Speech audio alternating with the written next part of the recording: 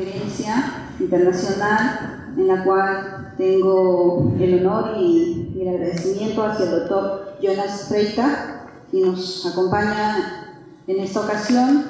El doctor está en estos días en nuestro país y quiero mencionarles que él es estudiante de Derecho en la Universidad Friedrich Wilhelm de Bonn, Alemania, integrante del Instituto de Derecho Internacional Público de la Universidad de Bonn, gobernado por el profesor Dr. Stefan Talmo, miembro de la Junta Directiva Estudiantil de la Asociación de Juristas Alemán-Americano, actualmente practicante en la Sala Penal Nacional del Perú, con el doctor Pablo Hilare García, presidente del colegiado E en la Sala Penal Nacional. Por favor, quisiera que lo recibamos con un fuerte aplauso, ya que va a exponer el tema. Gracias. La enseñanza del derecho y el sistema de justicia en Alemania. Muchas gracias. Los dejo con el doctor. Muchas gracias y buenas tardes a todos ustedes. Muchas gracias por la invitación. ¿Me escuchan bien? Sí. Bien. El doctor Nera me ha invitado a hablar en esa oportunidad a ustedes un poco más sobre el tema de la enseñanza de derecho en Alemania. Como él está muy interesado en ese tema, cómo se desarrolla la enseñanza en varios países. Y bueno, el desarrollo de la presentación hoy día va a depender mucho de ustedes, ¿no? ¿Qué se interesa? ¿Cuáles son los temas que quisieran saber más? Y voluntariamente voy a decir todo lo que sé y vamos a ver a dónde llegamos esa noche. Más bien, voy a empezar con explicar un poco cómo se desarrollan los estudios de derecho ahí en mi país, porque hay algunas diferencias entre el desarrollo de la educación jurídica, cómo se hace ahí, cómo se hace acá en el Perú. Con respecto a la educación primaria en la escuela, más o menos es parecido, ¿no? También empezamos con el colegio ahí a 10 años, pero seguimos hasta los 18, 19 años. Y lo que pasa acá en los primeros años de la universidad, estudios generales, eso más que nada se desarrolla ahí en el colegio. Terminando los años de colegio, se toma un examen que ahí llamamos abitur. Es un examen con respecto a esa edad un poquito fuerte. La gente tiene que estudiar por la primera vez fuerte en su educación, ¿no? Y hay que tomar varios exámenes en todos los temas, ¿no? Matemática, alemán, francés, inglés. Como ustedes saben que estamos muy focalizados en estudiar varios idiomas extranjeros ahí. Y de ahí se pasa ese examen. Y ese examen es como un requisitorio para ingresar a la universidad.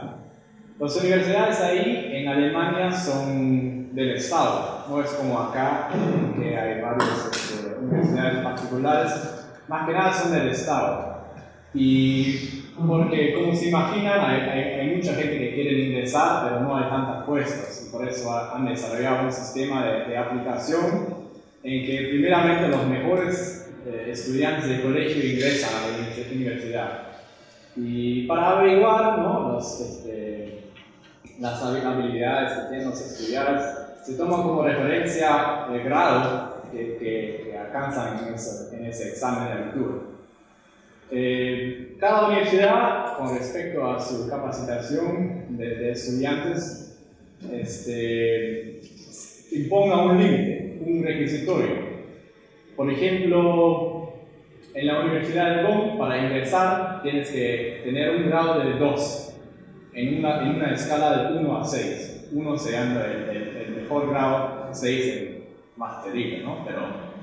Y llegas a 2, ingresas así nomás. Si no llegas a 2, llegas a 2.5, 2.4, algo así, tienes que esperar. Si hay puestos vacantes o si no hay puestos vacantes. Así ingresas a la universidad y estudias el derecho por 4 años. Esos estudios también son un poquito diferentes que acá, porque en Alemania estamos muy preocupados por todo el tema de la filosofía.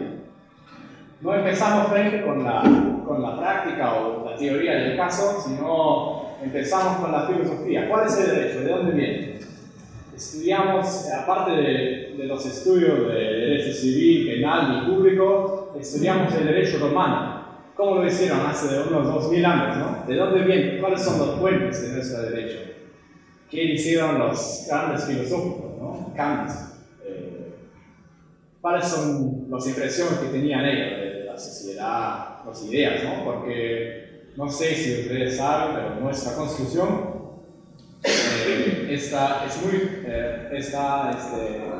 todo está basado en las teorías de Kant. Y por eso hay que saber, ¿no? Si el derecho se desarrolla de la Constitución, hay que saber cuáles son los fuentes, cuáles son las ideas que se manifiestan en esa Constitución. Estudios básicos en la universidad, ¿no?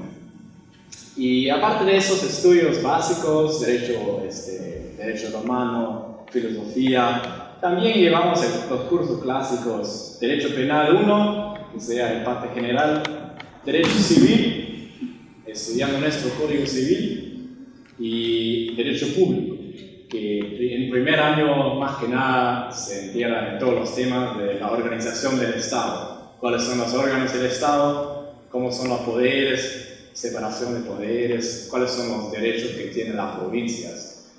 Como acá en el Perú, Alemania también está constituida por 16 provincias. Y es un tema un poquito complicado con toda la separación de los poderes ahí, porque aparte de nuestras provincias y nuestra estructura federal, también hay la Unión Europea. Y eso es un desarrollo un poquito nuevo, ¿no? Con los contratos de 2009 ha cambiado un poquito la situación en la Unión Europea y todo eso hay que saber, ¿no? Como abogado. Y en eso más que nada se encuentran los estudios de Derecho Público en los primeros años. De ahí, acabando esos 4 años de estudios, se toma poquitos exámenes, ¿no? Más que nada es estudios libres. Se va a los cursos, se escucha, se va a la biblioteca, se aprende ahí leyendo libros, pero se toma pocos exámenes. Más que nada, todo culmina en un examen final que se toma acabando esos 4 años, que es el primer examen del Estado. Uno, cuando se siente preparado, va a la Corte Suprema de la respectiva provincia y toma ese examen.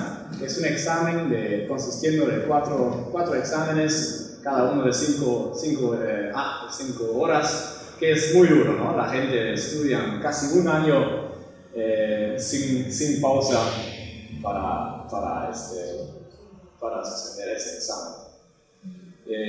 Ese examen más que nada decide el futuro de cada uno. Si el examen va bien, no va a tener problemas en encontrar trabajo, no va a tener problemas en seguir por adelante. Si el examen está más o menos, va a ser más duro, ¿no? Los despachos grandes son un poco,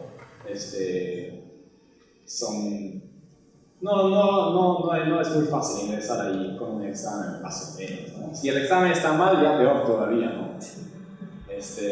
Va a ser muy difícil, más que nada se puede abrir su propio despacho, pero no van a llegar en casos grandes. O sea, por esas razones hay que estudiar fuerte para lograr a un buen resultado en ese examen y seguir por adelante.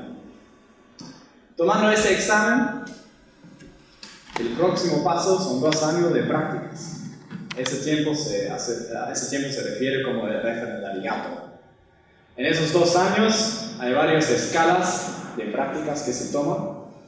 La primera son 6 meses con la fiscalía, y en las varias escalas se desarrolla una vista más completa de lo que es el sistema de derecho, cómo funciona, ¿no? Cuáles son los diferentes roles que la gente toma en el sistema de derecho, cuál es la posición del juez, del abogado, de la fiscalía, cómo se junta todo eso, ¿no? Y acabando esa escala en la fiscalía, que son 6 o 9 meses si no me equivoco, se va a una institución pública para aprender cómo es la administración pública. De ahí hay otra escala en un bufete particular de abogados, ¿no? 6 o 9 meses se queda ahí, lo que sea. Si uno le interesa al derecho penal va a un bufete que practica en derecho penal. Si uno se interesa por derecho aeronáutico, derecho marítimo, va a un bufete que se encarga del derecho marítimo, ¿no? Y en ese tiempo, más que nada, uno se especializa un poco, ¿no? Si respecto a sus propios intereses, va a un bufete que se encarga de ese respecto tema. Al fin de esos 2 años de prácticas se toma otro examen. Ese examen, el segundo examen del Estado, trata de todos los temas que son derecho procesal más que nada. Cómo se desarrolla el proceso, cómo se implica el derecho que uno ha aprendido en la escuela, cómo se aplica por la práctica. Y ese examen también es bien fuerte, ¿no? Con el promedio de esos 2 exámenes se ingresa a la vida del trabajo. Lo que interesa a cada uno, ¿no? Tenemos más o menos un desarrollo en los años pasados, es que hay una gran cantidad de mujeres que ahora están aplicando por el puesto de juez, porque tenemos, como trabajando por el Estado, es un poquito más fácil tratar de tener suficiente tiempo por la familia y al otro costado desarrollar una carrera de derecho.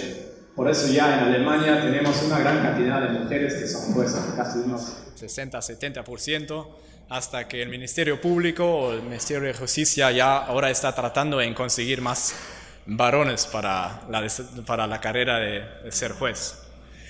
En los despachos de abogados todavía hay una gran mayoría de varones.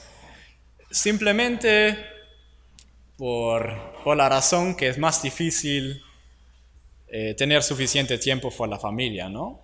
Ahora estamos en un cambio a eso, en el sentido que está un poquito más aceptado, que también el varón se puede quedar en la casa cuidando los niños, ¿no? Y la mujer va a trabajar y conseguir suficiente dinero para sustentar la vida de su familia. Pero todavía está en desarrollo, ¿no? En esos puestos que son en esas carreras que son muy fuertes, muy duros, que necesita trabajar mucho, como un abogado en un despacho grande que se encarga de todos los contratos, ¿no? De las compañías grandes. A veces hay que trabajar 60, 70, 80, a veces 100 horas a la semana, ¿no? Y eso no le deja suficiente tiempo para cuidar a sus hijos. Por eso todavía hay una gran mayoría de varones, pero eso está experiendo un cambio. Así más o menos son los primeros años. Mucha gente van para 3, 4 años a un buffet grande para experienciar cómo es trabajar como abogado en un buffet grande. Ahí en Alemania tenemos como unos 10, 15 despachos bien grandes, internacionales, más que nada de origen americano, que se encargan de todas las compañías grandes, contratos, ¿no?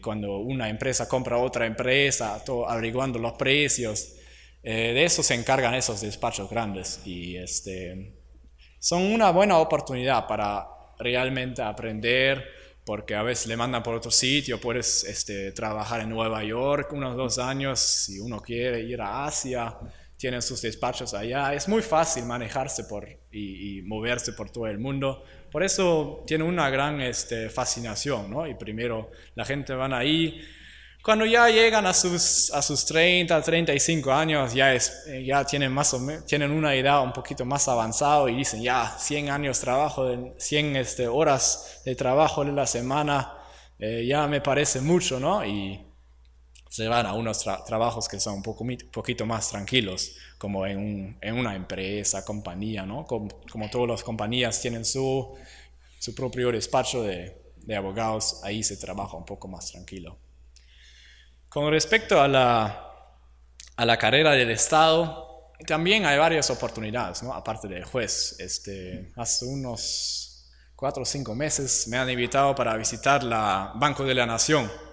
Ahí también hay abogados, ¿no? Que tienen un trabajo muy bueno. Trabajar por el Estado significa siempre que tienes un trabajo muy estable, un trabajo seguro, buena pensión cuando ya eres en una edad un poquito más avanzado. Y depende de cada uno en qué se interese, de qué se encarga, ¿no? Aparte de eso, quisiera abrir ese convenio, esa presentación un poquito más al interés de ustedes, y me gustaría saber cuáles son los temas que ustedes quisieran saber un poquito más, y me gustaría mucho explicar un poquito más sobre esos temas. ¿Algunas preguntas, temas que le interesen? Ya, por favor. El derecho mi voz es bien alta. ¿El derecho en Alemania se puede ejercer en toda Europa o solamente en Alemania?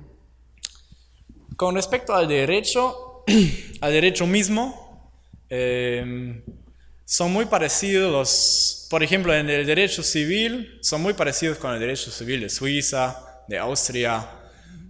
O sea, se puede aplicar, ¿no? Y en todos los temas que son derecho público, hay muchos temas que son internacionales, derecho europeo. Ese es un desarrollo muy fuerte ahora. Y bueno, en eso se puede trabajar en cualquier sitio en Europa, ¿no? Con respecto a la licencia de abogado, eso solamente está válido dentro de Alemania. Y si uno quiere practicar en Francia, en Italia, donde sea, hay que sacar nuevamente una licencia ahí, ¿no? Una licenciatura en cada país donde vayas. Exacto. Un permiso, como se dice. Pero hay varios, bueno, yo conozco varios abogados que tienen su licencia desde Suiza, Austria. En la Unión Europea hay un programa que se llama Erasmus, que está financiado por la Unión Europea, y con eso la Unión Europea ayuda en el financiamiento de estudios en otros países europeos. Por eso varios estudiantes se van a otro sitio, Suiza, Noruega, Dinamarca, para estudiar un año ahí. Y como ya conocen más o menos cómo es el sistema de derecho ahí, a veces vuelven y sacan su licencia ahí, ¿no? Porque al final los despachos, los estudios grandes de abogados también son interesados en mantener un perfil un poco internacional, y le gusta si alguien viene y dice, ya, yo tengo la licencia no solo acá en Alemania, sino también en Francia, Inglaterra, y ahí estudiado un poquito de derecho de Italia, ¿no? ¿A qué edad se acaba a estudiar abogacía realmente en Alemania? El expresidente. No, tu carrera de 4 años, de 20 a 24, de 24 a 30. Eso depende de cada uno, ¿no? Ahora tenemos un nuevo sistema hace unos 2-3 años en el colegio que se puede acabar un poquito más rápido. A veces por eso salen son 17 años, ya salen con su abitur y pueden ingresar a la universidad. Eso es un desarrollo un poquito nuevo, y los años de colegio ya son un poquito más comprometidos. Y por eso no todas las provincias han implicado ese nuevo sistema. La gente que salen con sus 17 años ya teóricamente pueden ingresar frente así nomás en la universidad. Pero no sea un costumbre, pero hay un movimiento que los jóvenes ahí primero quieren, antes de ingresar a la universidad, quieren conocer el mundo. Yo, por ejemplo, vine por acá. Pasar un año en Latinoamérica. Me fui acá, Perú, Colombia, ¿no? Para conocer el mundo, para viajar. Y muchos jóvenes hacen eso, ¿no? Una gran mayoría va a Australia, por ejemplo, porque eso es el país de las aventuras, ¿no? Y bueno, por eso no hay una edad fijo en que se ingresa a la universidad, ¿no? Algunos necesitan un poco más tiempo por el colegio, salen con sus 18, de ahí van a Australia, donde sea. Hacen un año de servicio público, eso también se puede hacer, y de ahí ingresan. O sea, por algunos están un poquito apurados y quieren acabar rápido, otros se toman más tiempo por el paseo para conocer, ¿no? Y de ahí se puede tomar el primer examen entre 23 y 27, 28 años, eso depende de cada uno, ¿no? Muchas gracias. ¿Nos puedes contar algo sobre los estudios de maestría? Sabemos que aquí hay varios peruanos que han ido allá a hacer su maestría, doctorado, ¿no? En Derecho. No sé si nos puedes contar algo. Por supuesto. Con respecto a la mayoría, como allá es En nuestro sistema, la maestría no está planeado, ¿no? Nosotros, en ese sentido, no lo tenemos. Son los estudios de 4 años y de ahí el refinariato, que es pura práctica, o casi pura práctica. Ese sistema de la maestría, que es más que nada viene de fuentes ingleses y americanos, recién le están implicando. Hace unos 10 años están desarrollando un nuevo sistema de la enseñanza en las universidades ahí en toda Europa, que es el sistema de bachiller y la maestría. Eso recién están implicando y en la implicación en los estudios de derecho todavía falta, todavía no hay. Todavía estamos con el sistema antiguo, que es 4 años de estudios, 2 años de práctica. Y como yo lo estoy viendo, eso en los años que vienen no va a cambiar, porque es un poquito difícil unificar la enseñanza de derecho a un nivel europeo, ¿no? Eso es lo que están tratando de hacer en los otros estudios, ingeniería, todos esos temas tienen el sistema de bachiller y maestría. O sea, en derecho todavía no existe, pero por una demanda internacional, como usted, como varios estudiantes que vienen de todos sitios, ¿no? En la Universidad de Bonn, que es una universidad bien internacional, viene gente de Rusia,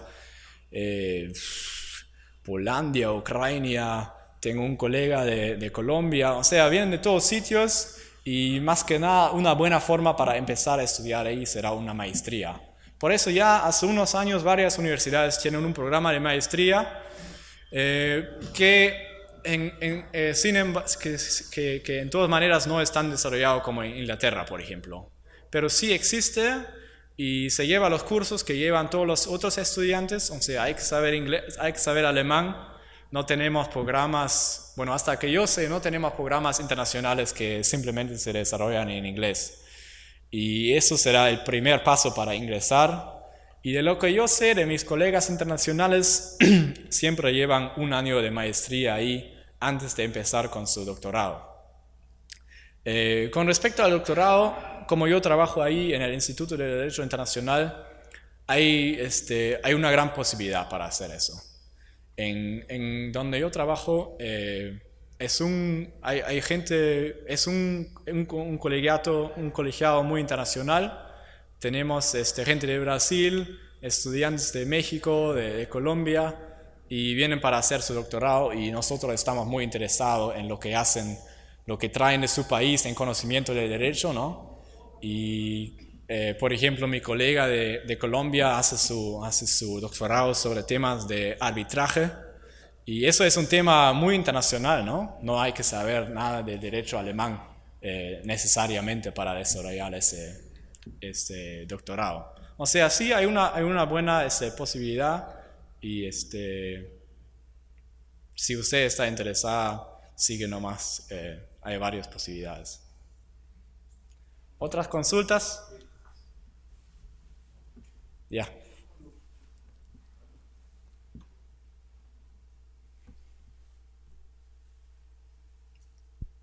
¿Cómo son los procesos penales en Alemania? Ya me tiene derecho penal. Lo que pasa es que derecho penal no es mi especialidad, ¿no? Estoy ahora llevando las prácticas ahí en la Sala Penal Nacional. Por favor, no cuenta nada a mi jefe, pero derecho penal no es mi especialidad. Los procesos penales ahí son parecidos a lo que ahora está, que sigue acá en Lima con el Código Procesal Penal antiguo, con el modelo, con el sistema antiguo, el sistema inquisitorio. O sea, el juez es el que tiene el poder ahí. El sistema acusatorio, como lo están implicando ahora con como lo van a aplicar algún día acá en Lima, con el sistema acusatorio, eso es un sistema americano, ¿no? Y de las fuentes de derecho que tenemos ahí, que viene más que nada del sistema francesa y romana, eso es un sistema inquisitorio, ¿no? Y así se desarrolla el proceso penal ahí. Hay varias diferencias que ahora estoy estoy investigando, estoy conociendo acá en mis prácticas, que son muy interesantes y con que se puede llenar otra conferencia. Lo que estoy viendo, por ejemplo, es que allá en la Sala Penal Nacional, que es una de las últimas instancias, ¿no?, por los procesos penales, por ejemplo, en Alemania, en un proceso con tanta importancia, sería un colegiado de 5 jueces, ahí como está acá, ¿no? En cambio acá son 3 nomás. Aparte de eso, el sistema que tienen acá con fiscal y a su costado el procurador público, eso también no existe allá, ¿no? El fiscal se encarga de todo, también en la compensación pública. Aparte de eso, son bien parecidos, ¿no? O sea, en la teoría por lo menos. En la forma que se desarrolla acá, por supuesto, es algo diferente, ¿no? Había otra consulta ahí. Doctor, buenas noches. Bienvenido al Perú. Muchas gracias. Desde Alemania a Perú. Doctor, quería preguntarle sobre, hablando del sistema de justicia alemán, acá en el Perú nuestro sistema es el Poder Judicial, tenemos el Ministerio Público, el Tribunal Constitucional y así. ¿Y cómo funciona el sistema judicial en Alemania? ¿Tienen también ustedes Tribunal Constitucional apegado a la Constitución, al Código Penal, el Código Civil, su Poder Judicial? Muchas gracias por la pregunta. La posición, empezando de arriba, ¿no? La posición de la Corte Constitucional es un poquito diferente que como es acá. Yo veo que la Corte Suprema está viendo bastantes casos por acá, por ejemplo, ¿no? En cambio ahí, empezando con la Corte Constitucional, se encargan solamente de lo que se trata de cuestiones constitucionales, ¿no? Como acá también. No es una instancia de apelación. Los casos penales, por ejemplo, nunca llegan al Corte Constitucional. Ellos solamente se encargan de cuestiones que son 100% constitucionales.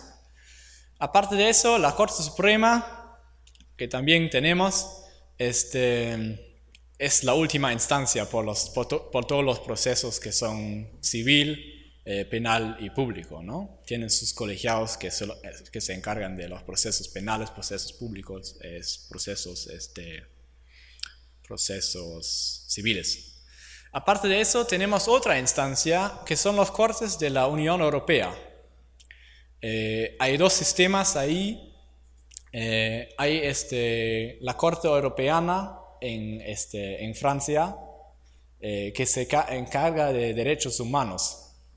Que solamente hay un contrato de todos los países europeos sobre los derechos humanos, y en una violación que puede desarrollarse en un proceso penal, que se puede desarrollar en otras cosas, en otros contextos, ellos se encargan y tienen un poder que es más alto que los cortes de Alemania. O sea, desarrollando un proceso en Alemania hasta la última instancia y no siendo confidente con el resultado, se puede apelar a la Unión Europea. Eso es un poquito diferente. Acá, como yo tengo entendido, que aparte de los cortes peruanos no hay otra instancia, ¿no? Bajando de ahí, es más o menos parecido como acá, ¿no? Cada provincia tiene su propio sistema y de ahí se puede apelar a las cortes nacionales.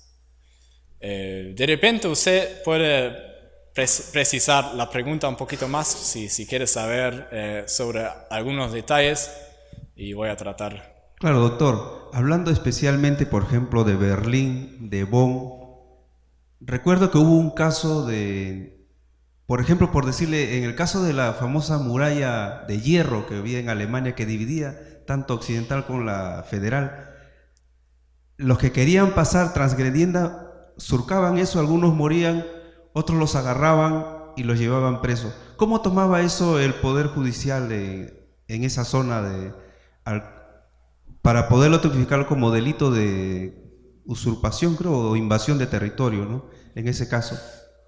Voy a tratar...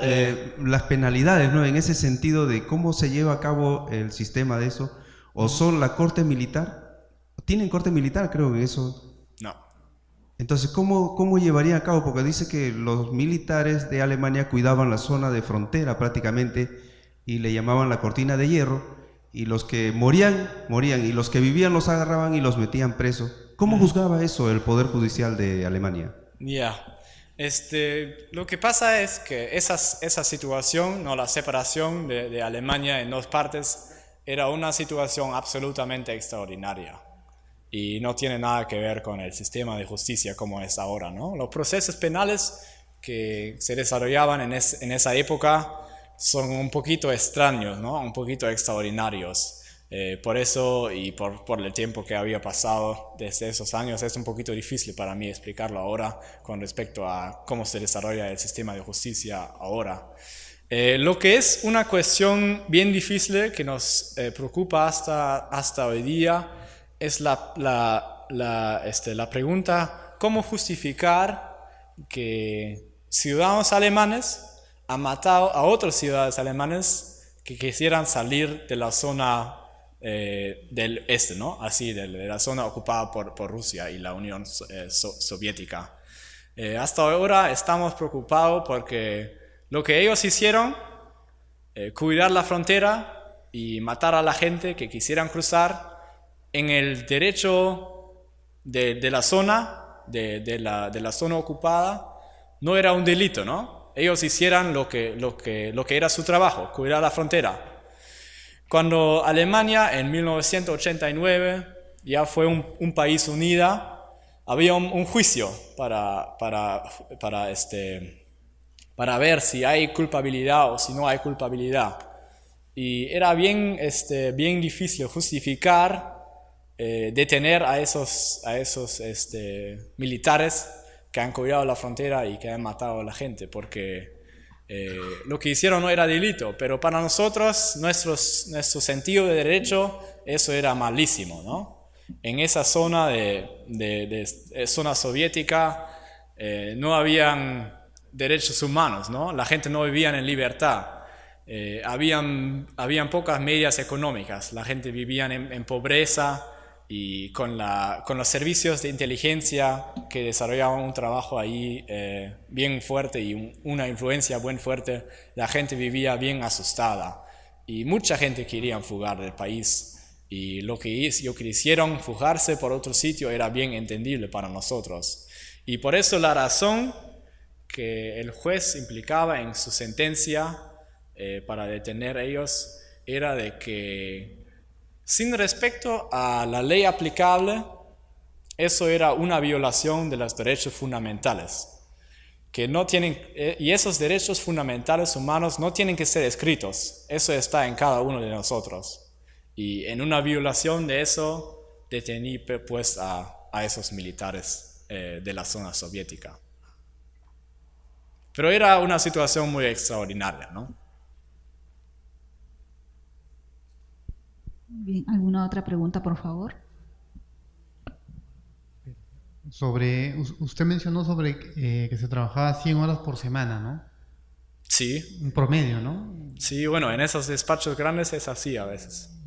Ya, porque era algo que me llamaba la atención, porque acá, de acuerdo a la ley, es 48 horas por semana, ¿no? Acá. O sea, más o menos es el doble, ¿no? Bueno, no sé cómo realmente lo hacen, lo justifican ahí, pero eso es la realidad, ¿no? Pero en los bancos de inversiones también se trabaja esas horas, ¿no? Si uno quiere salir adelante en las carreras que son ahí, a veces hay que hacer 80, a veces hay que hacer 100 horas. Doctor, ¿y cuánto es el monto de su remuneración mensual? Un promedio de lo que gana. Un promedio. No. Bueno, lo que bien es cierto es que ellos, esa pregunta no se puede, no hay respuesta, ¿no? Un abogado, doctor, en Alemania. Sí, entendido. Eso depende mucho del despacho y depende mucho del cargo que tiene, ¿no? Hablando de esos despachos grandes internacionales, en que a veces hay que trabajar sus 80, a veces hay que trabajar sus 100 horas, ¿no? Lo que sea. Una gran motivación, por supuesto, es el pago, ¿no? Saliendo de la universidad a una edad de 27, 28 años, ¿no? A veces 29, recién con su doctorado, con su título, saliendo de la universidad, hay una gran motivación ir por allá, porque el pago por primer año serán sus 80 a 100 mil euros en el primer año. A veces más son bonos, ¿no? Si hace un buen trabajo. Ahí saliendo por arriba. Pero uno tiene que saber que va a sacrificar toda su vida, ¿no? Ya no hay vacaciones.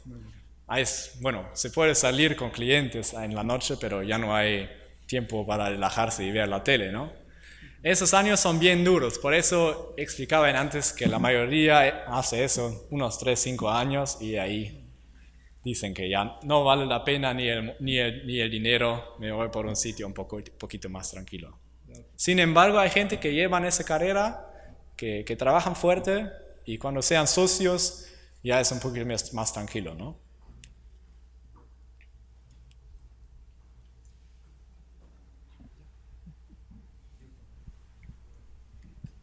Gracias. Sí, ¿alguna otra pregunta, por favor? Tal vez por acá. Todas las preguntas vienen de ahí. No sean asustadas. Todas las preguntas son buenas preguntas. ¿Se está especializando en Derecho Internacional? Derecho Internacional Público. Había el profesor por quien yo trabajo, llevaba un curso de introducción al derecho público internacional, ¿no?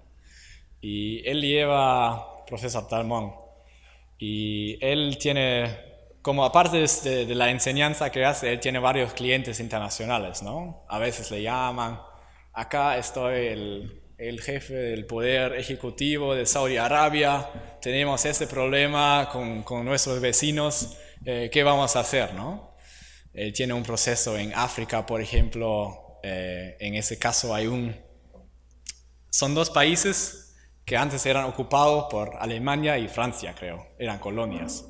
Y hay un lago, no me acuerdo bien cuáles países eran, hay un lago dentro de esos 2 países. Y en los años de colonia había un contrato entre Francia y Alemania de que todo el lago era territorio francés y la frontera era pues ¿cómo se dice? En la playa del parte alemán. Cuando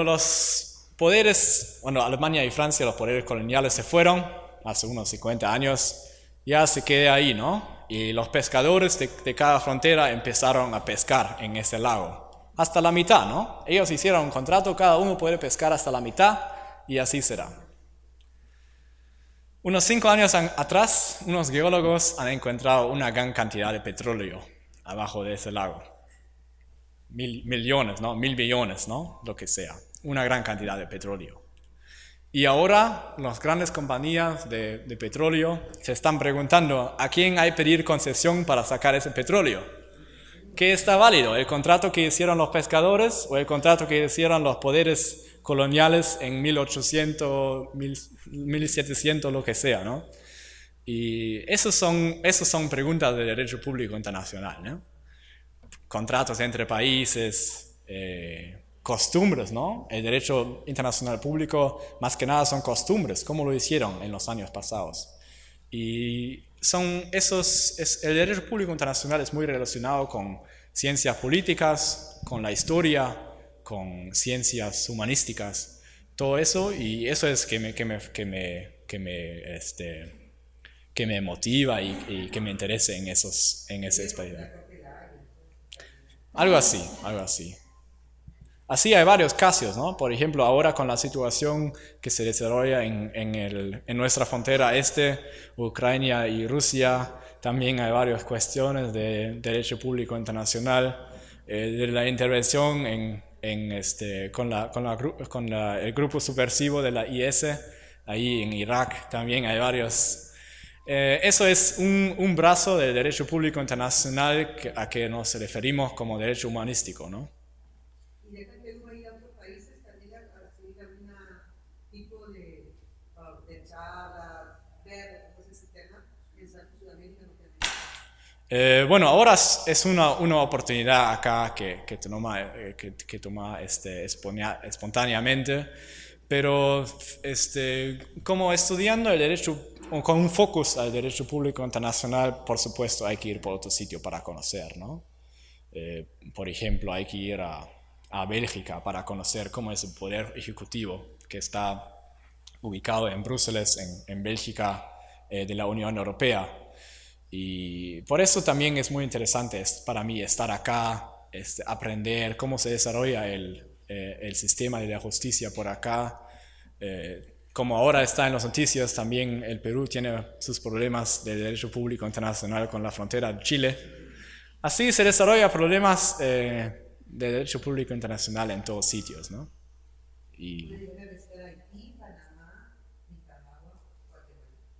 Claro. También. Me gustaría conocer Asia, como ahora es un poder muy fuerte económicamente en China. Me gustaría ir por allá, pero eso es del futuro, ¿no?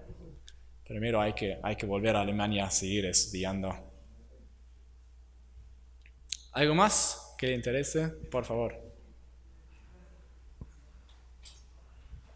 Un ratito que le traen el micrófono.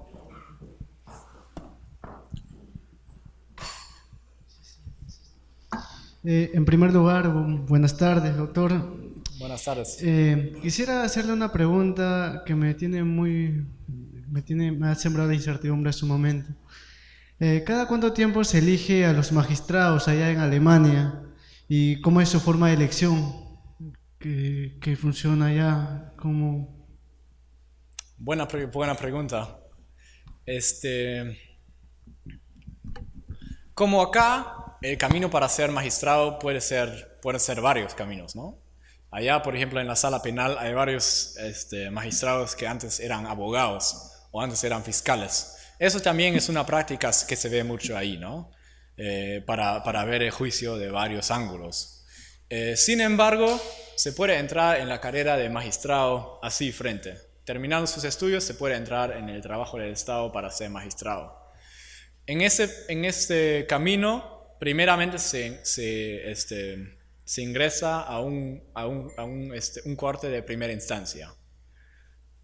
Mayormente sea un corte de la provincia de donde viene usted, empezando en primera instancia.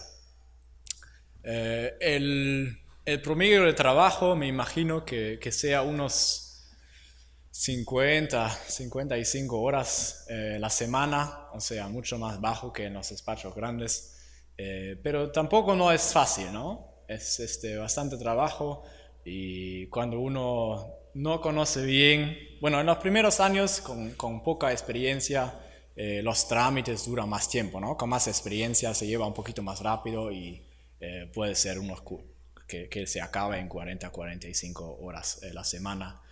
El promedio desde el saldo del pago, me imagino que empezará con unos 50.000 euros al año, o sea, también más bajo, pero con respecto al cargo que lleva, también no es nada mal, ¿no? Los grandes beneficios en trabajar por el Estado es que ese trabajo siempre es un trabajo estable, y que también todo que es el sistema de salud, el sistema de la pensión es mucho más cierto que en un trabajo particular, ¿no? Pero de repente si gustaría saber más detalles puede especificar su pregunta para que pueda ratificar eso en más detalle. Algunos libros y había visto... hace mucho tiempo había revisado algunos libros y había visto una cita que decía juez vitalicio. Entonces, a raíz de eso se me surgió una duda porque aquí en Perú cada 7 años los magistrados, si quieren pues, mantener un cargo, tienen que repostular o tienen que presentarse evaluaciones, como más allá. ¿Se está refiriendo a las revistas que llevan cada 7 años o a qué se refiere? Nombramiento. El proceso de elección. Sí. La verdad es que en todos los detalles yo no conozco el proceso. Pero sí también es un proceso de elección por parte del Ministerio de la Justicia. ¿Cómo se desarrolla en sus detalles? Lo siento, eso no conozco. Y acerca de la Corte Constitucional, doctor, acá, por ejemplo, el Tribunal Constitucional lo eligen un parlamento. Allá la más alta jerarquía, ¿quién lo elige? Bueno, con respecto a eso, primero hay que tener en cuenta la separación de los poderes, ¿no? O sea, el Congreso mismo no tiene nada que ver con las Cortes necesariamente, no sea como una última instancia. Muchísimas gracias. No sé si eso responda a su pregunta. No responde. De repente se puede repetir la pregunta. No, yo me refería más o menos, por ejemplo, acá en Perú, a los miembros del Tribunal Constitucional, que es el más alto a nivel jerárquico, elige, o sea, a esos miembros elige el Parlamento elige a los miembros de ese tribunal que funciona como una instancia superior. Allá en Alemania, ¿cómo es? Más o menos a eso me voy. Ese es mi interrogante. Ahora sí lo entiendo. Los miembros de la Corte Constitucional, bueno, antes yo estaba explicando, ¿no?, de la separación de los poderes, y eso es muy importante para nosotros. Por eso el brazo ejecutivo, el Parlamento, no tiene nada que ver con la Corte Constitucional. Por eso tampoco lo eligen a los jueces. Tienen que ser 100% independientes, y por eso el proceso de elección se desarrolla dentro del Ministerio de la Justicia y no en el Congreso. Muchas gracias, sí. Doctor, buenas noches. Me encanta, tengo mucho agrado en que usted haya venido a nuestro país a exponer el sistema de justicia en Alemania. Nuestro país soporta una alta carga procesal en juicios de alimentos. El derecho alimentario, el deber del padre de asistir con una suma mensual a sus hijos. Quisiera saber si en Alemania también ocurre lo mismo. ¿Cuál es el porcentaje de la carga procesal en el derecho alimentario? Derecho alimentario, derecho familiar. Sí, doctor. Una pregunta dura que tampoco no conozco en sus detalles. Lo único que sé es que eso también está en un desarrollo, en un cambio. Antes estaba muy duro para un padre de familia sustentar su posición en un juicio de alimentos, ¿no? Defenderse en contra de eso. Siempre la mujer tenía una posición muy fuerte porque en nuestro pensamiento de los años pasados era la mamá que se encargaba de los hijos y que tenía un derecho a recibir alimentos de su pareja o expareja, como sea. Ahora está en un cambio y los derechos del padre de familia en un juicio un juicio en un divorcio son un poquito más fuertes, ¿no? ¿Cómo es con los alimentos en detalle? Tampoco no conozco.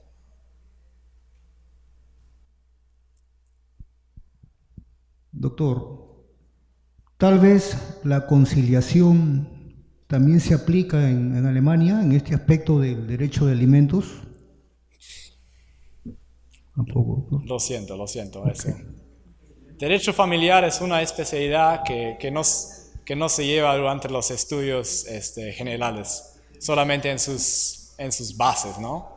Unos aspectos fundamentales, pero en sus especialidades, juicios sobre alimentos, eso no conozco. Doctor, la consulta es respecto a las propiedades, ¿no? Si tienen un registro de inscripción de propiedades inmuebles, como acá, por ejemplo, participa un notario, ¿no? Para poder inscribirlos, y también la posesión, ¿no? Si es muy duradero el trámite de usurpación, de restitución de un inmueble.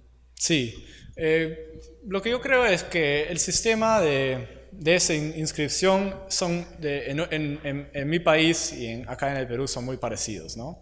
También se va para ver un notario y él hace todos los trámites para la inscripción en el registro por los inmuebles.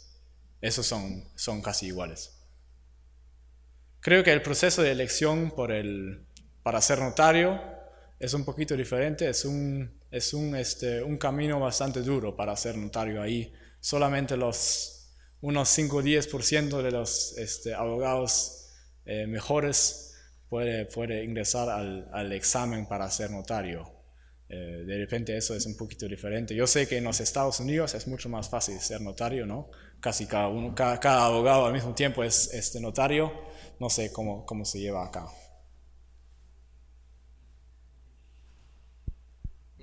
Le consultaba sobre los desalojos. El Estado protege ¿no? a los inquilinos o a los propietarios, ¿no? Como si es rápido el procedimiento. El procedimiento en sus detalles, lo siento nuevamente, pero eso tampoco no conozco.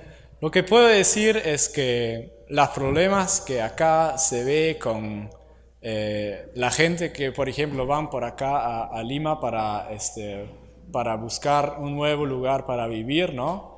Por ejemplo, en la zona del sur, allá vía El Salvador, y las zonas más al sur todavía, o por el norte en Ventanilla, hay bastante ocupación, ¿no? Gente que van y ocupan terreno para quedarse ahí. Esos problemas en Alemania no hay, ¿no? Todos los terrenos son así fijos, tienen su dueño y el Estado protege eso, ¿no? Pero tampoco tenemos los problemas con esa migración a las ciudades que se ve por acá.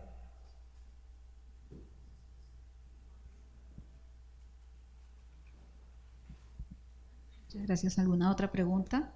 De repente sobre un tema un poquito más general.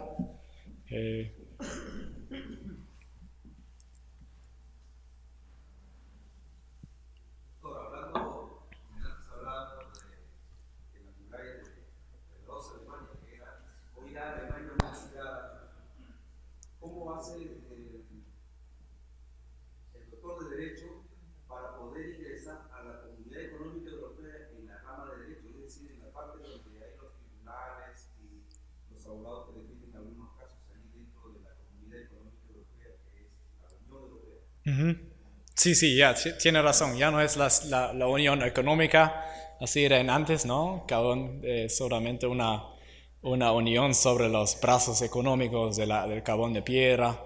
Ahora somos una unión en todos sentidos, ¿no? Para ser un abogado, en ese sentido, no hay un camino cierto. Los abogados que van frente del Corte de los Derechos Humanos, por ejemplo, en Europa, puede ser cualquier abogado, ¿no?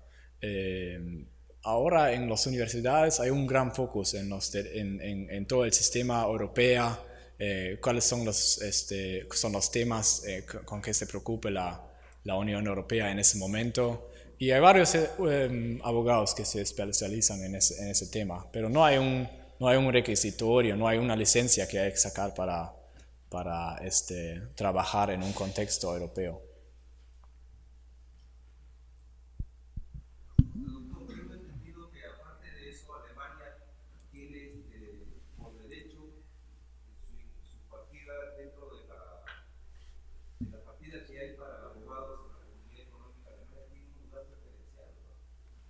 ¿Sí? Aparte de eso, tiene también un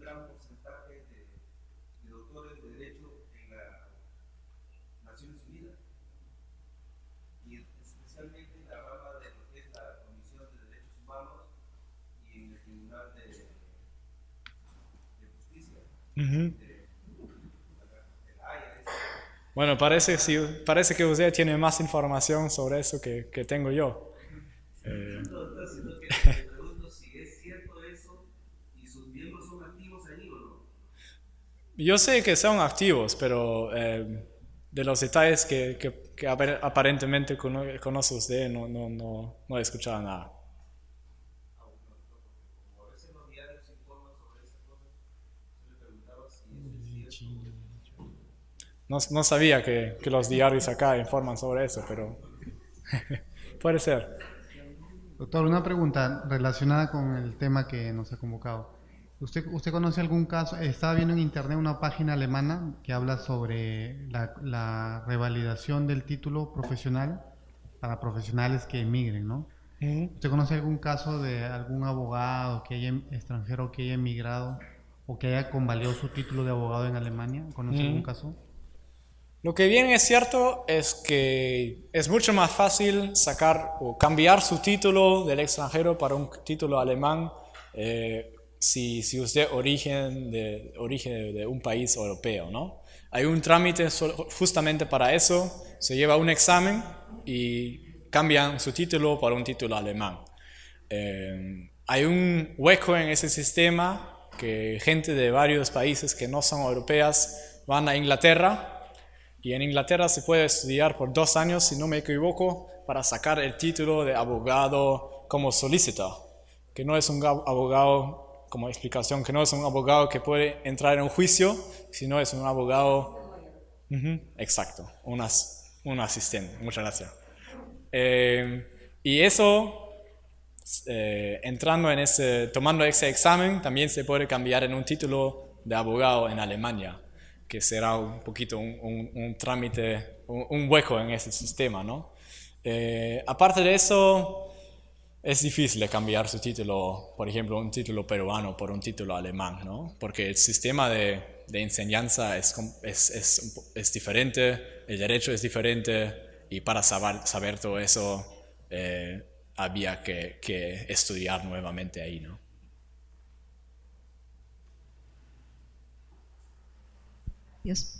¿Alguna otra pregunta referida al tema del doctor Freitag?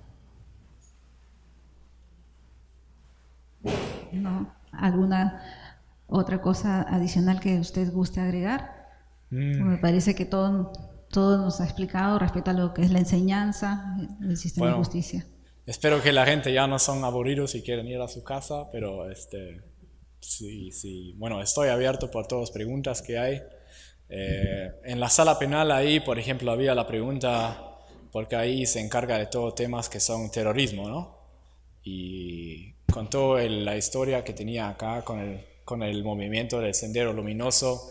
Quisieran saber si también hay terrorismo en Alemania. Y hay un caso muy famoso en ese momento que está en juicio en Múnich, de una célula subversiva de extrema derecha que ha cometido una serie de asesinatos en los años 2002 a 2006, 2007 más o menos. Y vinieron en Alemania, lamentablemente existe un entorno de extrema derecha, neonazis, ¿no? Que todavía tienen ese pensamiento de la época de Hitler y creen en lo que es la raza aria y están en contra de todos los extranjeros que vienen para trabajar en nuestro país. Y esa célula eran extremistas, pues, ¿no? Y se formaban en la clandestinidad y mataban a 10 extranjeros de origen turco y en una forma muy, muy terrible, ¿no? Y había una célula de 3 personas, 2 varones, que habían los ejecutores que mataban a la gente, y una chica que le descubrí, que le da identidades falsas, y ella ahora se encuentra en juicio ahí en Alemania. Y con la historia que teníamos con la época de Adolf Hitler, es un tema muy picante ahí, ¿no? Ese juicio, todo el mundo, por lo menos toda Europa, está viendo, está observando. había un gran problema, un gran problema, un escándalo con la prensa, porque en la sala de audiencia no había suficiente espacio por toda la prensa, y un periódico turco dice que eso es violación de nuestro derecho de prensa, y que si no nos dan asiento ahí, y es un tema muy picante, y cada vez que algo pasa y que uno no puede ingresar, o si está una violación pequeña de algunos derechos, un gran escándalo de la prensa, el Corte Constitucional tiene que venir para rescatar el mundo. Es un tema muy picante, ¿no? Hasta hoy día, la época de Hitler, y vamos a ver cómo se va a desarrollar ese proceso, pero todo el mundo, más que nada también el mundo turco, está viendo ese proceso, y es una situación muy tensa por los magistrados. Hay bastantes medidas de seguridad, por ejemplo, porque están asustados de nuevos asesinatos, ¿no? Varios grupos extrema derecha decían que a ese juez vamos a matar, vamos a asesinar, vamos a poner bombas en la sala de audiencias. O sea, esos problemas también hay por ahí, ¿no? No es que Alemania es un mundo sagrado y que no tenemos problemas que ver. Sin embargo, son a veces a un otro nivel que acá, ¿no? Los problemas que yo veo ahí, que a veces los procesos ya tienen sus 20 años, ¿no? Los procesados de la época del Sendero Luminoso en los años 80 ya a veces son viejitos, ¿no? Eran libres sus 20, 25 años, 30 años, y ahora recién están empezando el juicio, ¿no? Y eso desarrolla en ese sentido hay varios problemas acá que no estamos viendo ahí. Ese grupo terrorista que Alemania y la nación está en juicio ahora, ¿es completa? Es difícil de relacionar, ¿no? Ese grupo es la clandestinidad nacional socialista, así se llaman. De repente lo encuentran en internet, ¿no? Sí, si le interesa, pero es un juicio bastante interesante. Bueno, lo agarraban en 2011, creo. Ya están recién terminando la investigación. Había muchos problemas con la investigación porque hay policías descubiertas en esa organización que le están investigando, y a veces es difícil saber quién es policía y quién es, porque a veces son 10 años es parte de esa organización, ¿no? Investigando y dando informaciones a la policía, y cuando viene la policía a veces es difícil saber, ¿a él le hemos pagado? ¿Él sí era policía? No. A veces es difícil, ¿no? Con eso habían varios problemas y que hace ese juicio más complicado todavía. Bueno, si no hay más preguntas, muchas gracias por estar acá. Espero que no era tan aburrido y muchas gracias.